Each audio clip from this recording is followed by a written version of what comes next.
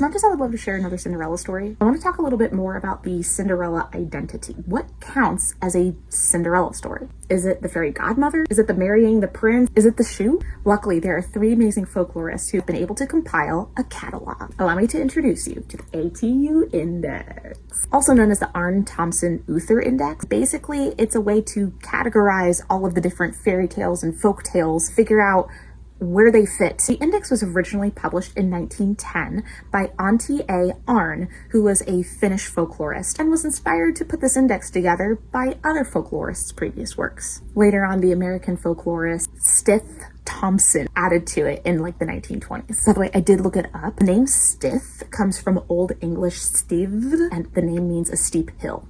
Finally, in the mid-20th century, Hans-Jörg Uther added a little bit more and even expanded the index to include a lot more Southern and Eastern European tales. I don't mean this Uther, I mean this Uther. There are 3 parts to the index and there's 7 categories. So where does our Cinderella fall in all of this? She would technically be under Part 1, Category 2, Tales of Magic. Very specifically, Cinderella is classified as 510A. So technically speaking, even stories that feel like a Cinderella story might not necessarily classify under 510A. So for example, we have the Ukrainian Cinderella, which is titled as The Golden Slipper. Very similar to the German version of Cinderella, but it's also very similar to the Hungarian version of Cinderella, and there's lots of overlap. But then there's the Russian fairy tale written down by Alexander Afanasiev of Vasilisa the Beautiful. There's no shoe. Vasilisa basically has to survive encountering the Baba Yaga. And then there's the Vietnamese Tom and Kam, in which Cinderella dies and is resurrected like multiple times. So while the index is really helpful in defining to some degree what Cinderella is,